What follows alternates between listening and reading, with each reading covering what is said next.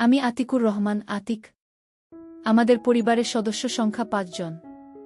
মা জৌসনা বেগম, বয়স ৪২ বছর, গৃহিণী। বাবা সাদিকুর, বয়স ৪৭, দোকানদার ও কৃষক। আমরা ২ ভাই ১ বোন। আমি আতিক, বয়স ২২ বছর, সবার বড়। এইচএসসি পাশ করে নিজেদের ক্ষেত খামারে কাজ করি, মাঝে মাঝে দোকানেও বসি। তারপর বোন আয়েশা, বয়স ১৭ বছর, এবছর এসএসসি পরীক্ষা দিবে। সবার ছোট আমির, বয়সও মাত্র ৫ বছর। সবাই জানত আমি ও আয়েশার পর বাবা মা আর সন্তান নিবে না। আমরা ২ ভাই বোন মোটামুটি বড় হয়েছি। এমন সময় আমার আম্মাজানের পেট ফুলতে লাগল। যখন ৬-৭ মাস, তখন তো মা লজ্জায় আমার সামনেই আসত না। মনে মনে তা দেখে আমি হাসতাম।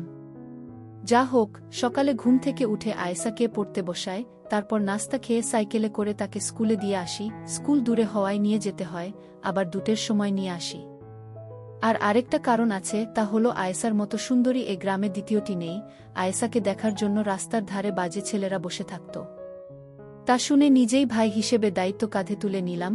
আয়েশার সাথে প্রতিদিন আমাকে আসতে দেখে ছেলেপুলে নিরাশ হয়ে রাস্তার ধারে বসে থাকা বন্ধ করে দিল। কারণ এটুকু তারা বুঝেছিল যে আমার সাথে লাগতে এলে ২-৪ জনের হাড্ডি গুঁড়ো করে ছাড়ব। পুরো এলাকায় কুস্তিতে আমার সাথে কেউ পেরে উঠত না। আমাদের বাড়িতে ঘর ৬টা। উত্তরের বড় ঘরে বাবা মা ও তাদের সাথে আমির, পরেরটাতে আয়েশা, তার পরেরটাতে আমি। বাকিগুলো বন্ধ পড়ে থাকে, কেউ আসলে থাকে না, হলে শস্য দানা ভরা থাকে। আয়েশা মাঝে মধ্যে আমার ঘরে এসে পড়াশোনা করে, কারণ দক্ষিণের জানালা দিয়ে সুন্দর হাওয়া আসে আর এদিকটা নিরিবিলি। আমিও তাকে পড়া দেখিয়ে দিই। সবই ঠিক ছিল, জীবনটাও ছিল শান্তির। হঠাৎ সব কেমন জানি হয়ে গেল। কারণ ২টো বই। বাড়িতে কারেন্ট নেই, কিন্তু দোকানে আছে। বাসার নোকিয়া মোবাইলটা বাবা দোকানে নিয়ে এসেছে চার্জ দেওয়ার জন্যে। দুপুরে আমি দোকানে আসলে বলে, কি হয়েছে দেখতো আতিক, চার্জ হয় না কেন? আমি কতক্ষণ ট্রাই করেও কাজ হলো না। আব্বা তুমি দোকানে আরেকটু থাকো, স্টেশনের উপাশে মেকারের দোকান থেকে ঠিক করে নিয়ে আসছি। আচ্ছা বাবা, যা। সাইকেল মেরে স্টেশনের ভিতর দিয়ে যাচ্ছি, সামনে ট্রেন দাঁড়িয়ে আছে দেখেও পারে যেতে পারছি না। মানুষের ঠেলাঠেলি দেখে স্টেশনের কোণার দিকে সরে গেলাম। লোহার পিলারের সাথে সাইকেল খাড়া করে দাঁড়িয়ে আছি। বাম পাশে দেখি এক মুরব্বি পলিথিন বিছিয়ে সামনে কতগুলো বই খবরের কাগজ ছড়িয়ে বসে আছে। কর্নেগির লেক বড় যদি হতে চাও, বইটা দেখে বসে পড়লাম। হাতে নিয়ে উল্টে পাল্টে দেখছি মুরব্বি এক মনে খবরের কাগজ পড়ছে। আরেক সারিতে কয়েকটা বই উল্টো করে রাখা আছে। হাত বাড়িয়ে একটা তুলে নিলাম। সোজা করতেই মলাটে এক সেট মেয়ের ছবি, নাম অবিসার, লেখক রসমা। রেখে দিতে গিয়ে কি মনে করে একটা পৃষ্ঠা ওল্টাতেই সূচিপত্র। আজব নামগুলো। সূচিপত্র পড়েই আমার হাত পা কাঁপতে লাগল। তাড়াতাড়ি রেখে দিয়ে উঠে দাঁড়ালাম। মুরব্বি পেপার রেখে চাইল, লাগবে না কি? না চাচা। আরে নাও নাও, লজ্জা পাচ্ছ কেন? মাত্র ২০ টাকা। না কাকা, যায় বলে তাড়াতাড়ি সাইকেল নিয়ে ওখান থেকে সরে এলাম। ট্রেন যে কখন চলে গেছে সে খেয়ালও নেই। মেকার মোবাইল দেখে বলল, আজ হবে না, কাল এসে নিয়ে যেও। কয় টাকা লাগবে? ৮০ টাকা। আমার কাছে ৫০ টাকা আছে, তাই দিই। না, ৫০ টাকায় হবে না, ৭০ টাকা দাও। ঠিক আছে, কাল দুপুরে টাকা নিয়ে আসব। এসো। মাথার ভিতর থেকে ওই বইগুলোর কথা বের হচ্ছে না। আবার স্টেশনে এসে মুরব্বির কাছে দাঁড়ালাম। দিব। কয় টাকা? একটা ২০, জোড়া ৩৫। জোড়া ৩০ দিবেন? ঠিক আছে, নাও। টাকা দিলাম। মুরব্বি ২টো বই গোল করে পেপার দিয়ে মুড়িয়ে দিল। নিয়ে দ্রুত নিয়ে নিলাম। আব্বাকে বললাম, মোবাইল রেখে এসেছি, কাল ঠিক করে দিবে। বাবা খেতে চলে গেল। দোকানে চা খোর লেগেই আছে দেখে মন চাইলেও বইগুলো বের করতে পারলাম না। দোকান থেকে স্কুলে গিয়ে আয়েশাকে নিয়ে বাসায় আসলাম। আমার ঘরে গিয়ে বই ২টো বিছানার নিচে লুকিয়ে রাখলাম। গোসল করে খেয়ে দিয়ে দরজা ঠেলে দিয়ে বই ২টো বের করলাম। দরজার ছিটকানি দিলাম না, দিন দুপুরে ছিটকানি দিলে খারাপ দেখায়। আমার ঘরে আয়েশা ও আমি ছাড়া কেউ আসে না। প্রথম গল্পটা পড়তেই নিজেকে হারিয়ে ফেললাম। একটা ছেলে তার বড় ভাবিকে নিয়ে কাহিনী। কেমন জানি অবাস্তব ধরনের গল্প। নিজে জীবনে কাউকে কখনো সেবা দেয়নি। কলেজে পড়ার সময় এক বান্ধবীর কমলা হাতে নিয়েছিলাম, এটাই যা অভিজ্ঞতা। তার মানে এই নয় যে সেবা দেওয়া কি জানি না, সবই জানি, সবই বুঝি। তবে এভাবে কখনো ভাবিনি। সব সময় ভেবেছি বিয়ে করলে বউ আসবে, সেই বুকে ইচ্ছে মতো দিব। কিন্তু এমন পাপ কাজ কিভাবে করে মানুষ? আরে যা, আমি কি আবোল তাবোল ভাবছি, এগুলো তো শুধুই গল্প কাহিনী। এদিকে আমার নিচে গরম হয়ে গেছে। গল্প পড়ে আমার এমন অবস্থা হলো যে মনে হচ্ছে এখন সেবা দিতে না পারলে মরে যাব। সারা বিকেল পড়ে একটা বই শেষ করলাম। বই দুটো লুকিয়ে রেখে বের হলাম। উঠানে বসে মা আয়েশার চুলে তেল লাগিয়ে দিচ্ছে। ওড়না ছাড়া ডালিমের মতো লাগছে। ছি, আমি একটা অমানুষ, নিজে আপন ছোট বোনের দিকে কি নজরে তাকাচ্ছি। মা বলল, কি রে বাবা, শরীর খারাপ নাকি? না গো মা। খেতে গেলি না যে? এমনি শুয়েছিলাম, কাল যাব। আয়েশা বারবার আজ চোখে নিচের দিকে তাকাচ্ছে। ভাগ্যিস এখনো জিজ্ঞেস করে বসেনি, তাড়াতাড়ি পুকুরের দিকে চলে এলাম। মা খেয়াল করলে তো সবই বুঝবে, আয়েশা হয়তো বুঝেনি। সন্ধ্যার পরে আয়েশা আমার ঘরে আসলো পড়ার জন্য। ভাইয়া, কয়েকটা আঙ্ক বুঝিয়ে দাও তো। ভালো লাগছে না, নিজেরটা নিজেই করে নে। দাও না ভাইজা। বললাম না এখন যা। আয়েশা রাগ দেখিয়ে গট গট করে নিজের ঘরে চলে গেল। নতুন বইয়ের আরও দুটো গল্প পড়লাম। মা খেতে ডাকল। খাওয়ার সময় আয়েশা মাকে বলল, মা, ভাইয়ার কাছে পড়তে গেলে খালি তাড়িয়ে দেই। কেন রে বাবা, কয়েকদিন পর পরীক্ষা একটু দেখিয়ে দিলে তো পারিস। বোনটা ভালোভাবে পাশ না করলে বিয়ে দিবি কিভাবে? পাশ করা লাগবে না, এখনই বিয়ে দিয়ে দাও। নিজে আগে করে দেখাও না, আমাকে নিয়ে পড়লে কেন? তোর বিয়ে না দিয়ে আমি করছি না। বাবা, কি শুরু করলি তোরা খাওয়ার সময়? বাবা, ভিয়াকে বলো না একটু অঙ্কগুলো বুঝিয়ে দিতে। ঠিক আছে ঠিক আছে, খেয়ে দে, আয় দিচ্ছি। বাবা আমার কথা শুনে মুচকি হাসল। ঘরে এসে শুয়ে আছি, আয়েশা আসছে না দেখে আবার বইটা বের করে পড়া শুরু করলাম। কয়েক মিনিটের মধ্যে আয়েশা এসে পড়ল, তাড়াতাড়ি বিছানার তলে ঢুকিয়ে রাখলাম। কি রাখলে ভাইজা? কিছু না, পড়তে বস। কেউ চিঠি দিয়েছে নাচকি? বেশি পাকনা পাকনা কথা না, তাহলে কি রাখলে? বললাম তো কিছু না। চেয়ার টেনে বসলাম, কয়েকটা অঙ্ক কষে দিয়ে তাকেও কয়টা করতে বললাম। আয়েশা নিচু হয়ে লিখছে, ওড়না ঝুলছে, কিছুটা দেখা যাচ্ছে। এক মনে দেখে চলছি, ইস কি সুন্দর। ছি, আবার আমি এসব কি ভাবছি? ভাবলে ক্ষতি কি? গল্পের মন্টু যদি তার বড় দিদিকে সেবা দিতে পারে, বিয়ে করে বউ বানিয়ে ফেলতে পারে, আমি ভাবলেই দোষ। ভাইজা, এই ভাইজা, এহু কখন থেকে ডাকছি, কথা বলো না কেন? নিজের কাজ কর না, এত চিল্লাস কেন? কি হয়েছে তোমার, এমন করছো কেন? কিছু না, তোর অঙ্ক শেষ হয়েছে? হা, এই নাও দেখে। আচ্ছা তুই এখন যা, আমি ঘুমাবো। আয়েশা বই গুছিয়ে নিয়ে চলে যাচ্ছে, আমি আয়েশার দোলানো দেখছি। ইস কি সুন্দর আমার ছোট বোনটি। এমন সুন্দর একটা বউ যদি আমার হতো। না জানি এমন সুন্দর আমার বোনটাকে কে সেবা দিবে। ছি, আবার ভাবছি। অনেক রাত পর্যন্ত পড়ে বইটা শেষ করলাম। নিজেকে থামাতে না পেরে আয়েশাকে কল্পনা করে পানি ফেললাম। শেষে অনেক অনুতপ্ত হলাম। তারপরও শুয়ে শুয়ে আয়েশাকে নিয়ে কল্পনা করতে ভালো লাগছে, পারছি না ভাবা বন্ধ করতে। কখন ঘুমিয়ে গেছি জানি না। আজ শুক্রবার, আয়েশার স্কুল নেই, নাস্তা করে খেতে কিছু কাজ আছে দেখে রওনা দিলাম। অর্ধেক রাস্তা গিয়ে মনে হলো বই দুটো বিছানার নিচে রেখে আসা কি ঠিক হলো? বিছানা ঝাড়া দিতে গিয়ে যদি মা বা আয়েশা পেয়ে যায়, এতদূর এসে ঘুরে যাওয়া সম্ভব না আর। কাজ শেষ করে বাড়ি আসতে আসতে 3টা বেজে গেল। গোসল করে খাওয়া দাওয়া করে ঘরে আসলাম। বিছানার চাদর চেঞ্জ করেছে, সুন্দর করে ঘর গোছানো, এটা আয়েশার কাজ। ও ঘর এলোমেলো দেখলেই গোছাতে শুরু করে। দরজা ঠেলে দিয়ে বিছানা উল্টিয়ে দেখি বই দুটো আছে, কিন্তু আমি যেভাবে রেখেছিলাম সেভাবে নেই। তার মানে আয়েশা দেখেছে। পড়েছে কি? পড়ে থাকলে আমাকে খারাপ ভাববে, বাবা মাকে কি বলে দিবে? ইস কি হবে এখন, ভাইজা? এই ভাইজা করতে করতে ঘরে এলো আয়েশা। হা বল। আমাকে একটু বাজারে নিয়ে চলো তো।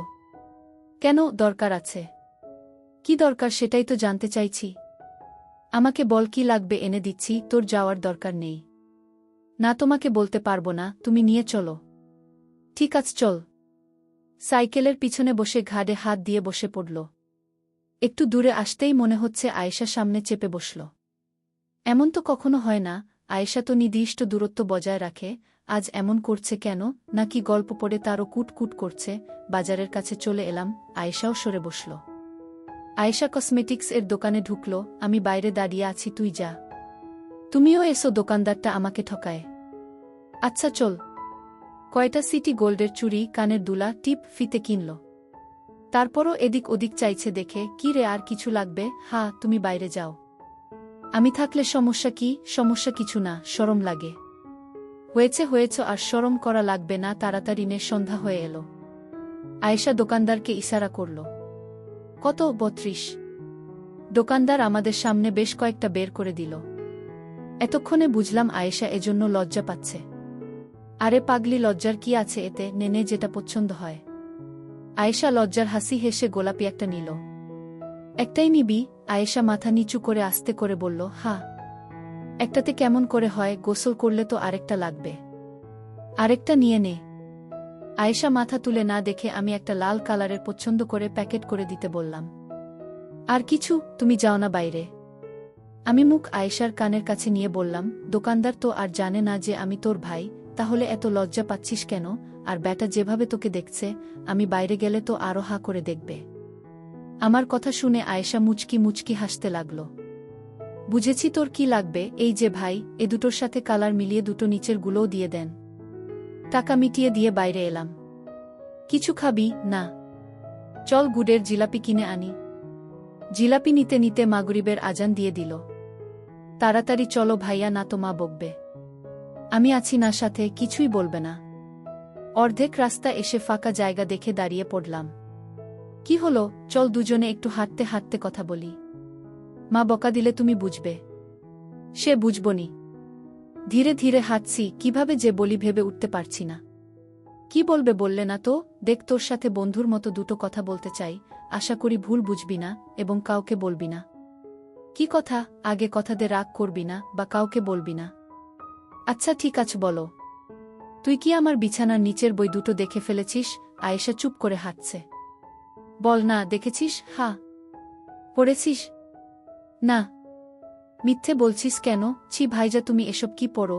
এসব কোথা থেকে পেলে? এমন খারাপ জঘন্য বই যে আছে তা আমার বিশ্বাস করতে কষ্ট হয়। পরশু দিন স্টেশনে পেয়েছি, কৌতূহল থামাতে না পেরে নিয়ে এসেছিলাম, পরে খারাপ দেখে পড়িনি, রেখে দিয়েছি। আমি নিজে দেখেছি তুমি পড়ছ। আচ্ছা বাদ দাও, পড়নি যেহেতু তাহলে রাখোর কি দরকার, পুড়িয়ে ফেললেই তো পারো। হ্যাঁ তাই করব। তুই প্লিজ কাউকে বলিস না। এটা কি কাউকে বলার মতো কথা? ধন্যবাদ। খালি ধন্যবাদ দিয়ে কাম হবে না, 2 দিন ওসব আজেবাজে পড়ার জন্য আমাকে পড়া দেখিয়ে দাওনি, সেটা পুষিয়ে দিতে হবে। ঠিক আছো, এমনভাবে এখন থেকে বুঝিয়ে দিব যে সবার থেকে বেশি নাম্বার পাবি। তাই মনে থাকে যেন। হা হা, মনে থাকবে। একটা জিলাপি খা। বাড়ি গিয়ে খাবনি। এখন খা না একটা। আচ্ছা দাঁড়া, আমরা দুজনে আজকে বন্ধু হলাম, সেই উপলক্ষে মিষ্টি মুখ কর। হি হি, ভাই বোনে বন্ধু হয় নাকি? হয়তো গল্পতে পড়িসনি। কোনো গল্পতে? আয়েশার কথার টোনে বুঝা গেল গল্পের কথা ইশারা করছে। তুই যেটা বুঝেছিস। ইসছি, তুমি কি আমাকে সে গল্পের নায়িকা ভেবেছ নাকি? কেন, ভাবলে কি মহাভারত অশুদ্ধ হয়ে যাবে? ছি ভাইজা, তুমি অনেক খারাপ হয়ে গেছ। আয়েশার এমন কথায় মনটা দমে গেল, চুপ হয়ে গেলাম। চুপচাপ হাঁটছি দেখে। কি হলো? কিছু না। কথা বলছো না যে? চুপ করে রইলাম। রাগ করেছ ভাইজা আমার কথায়? না। তাহলে মুখটা গোমড়া করে রেখেছ কেন? চুপ। আচ্ছা ঠিক আছে, বন্ধুত্বের দাবিতে দাও তুমি খাইয়ে। আমি একটা জিলাপি বের করে আয়েশার মুখে তুলে দিলাম। অর্ধেক কামড়ে নিয়ে হাত থেকে বাকি অর্ধেক নিয়ে আমার মুখে তুলে দিল। আমিও হা করে নিয়ে নিলাম। চাঁদের আলো আয়েশার মুখের দিকে তাকাতে দেখি অবাক হয়ে চেয়ে রয়েছে। ওহ খোদা, আয়েশার মুখ এত গরম কেন? চল যাই, চলো। বাসায় এসে আমি আমার ঘরে, আয়েশা ওর ঘরে পড়তে বসল। আমি চুপচাপ শুয়ে রইলাম। কি করলাম এসব আমি তো সত্যি সত্যি আমার ছোট বোনকে কল্পনা করতে শুরু করেছি। নিজেকে মনে হচ্ছে প্রেমে পড়েছি। আমার প্রেমিকা আর কেউ নয়, আমার আপন মার পেটের বোন।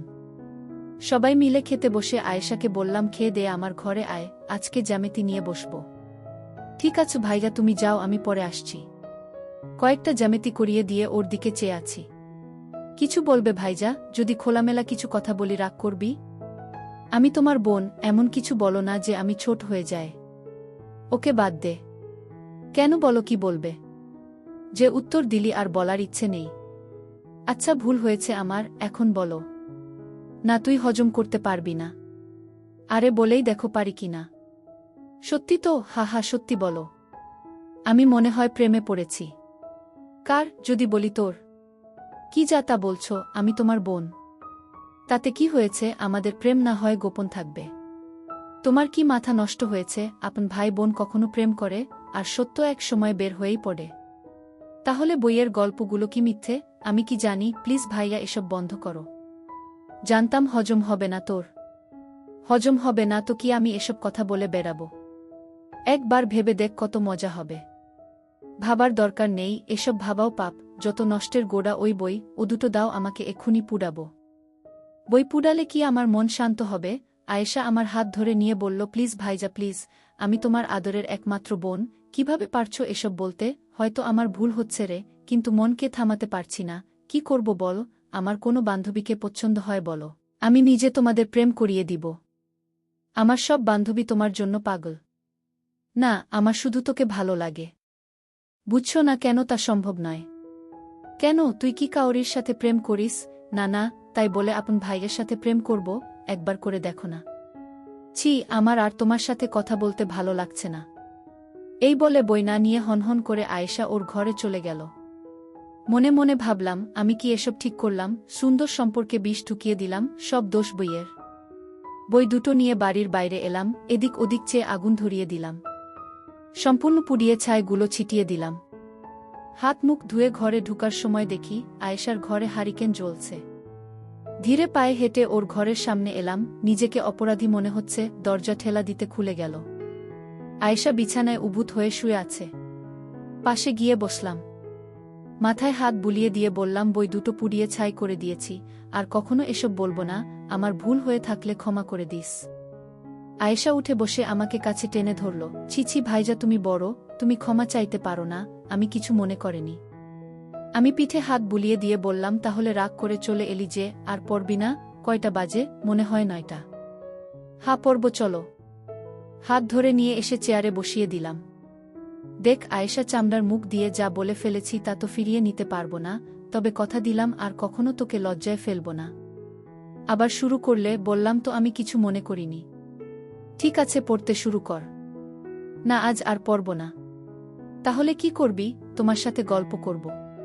কি গল্প? হিহি, কথা বলছি, এসবই তো গল্প। হা হা, তুমি বই দুটো পুড়ালে কেন? পুড়াবো না তো কি করব? ইস, আমার একটা পড়া হলো না। আমি অবাক, তার মানে তুই একটা পড়েছিস? হা, একটা। কোনটা? অভিসার। হা হা, মিস করে দিয়েছিস, পরেরটা আরও দারুণ ছিল। সূচিগুলো বলো একটু। না, বলবো না, অনেক খারাপ। কত খারাপ তা তো একটা পড়েই বুঝেছি, বলো না একটু। জেনে কি করবি? মন চাচ্ছে জানতে।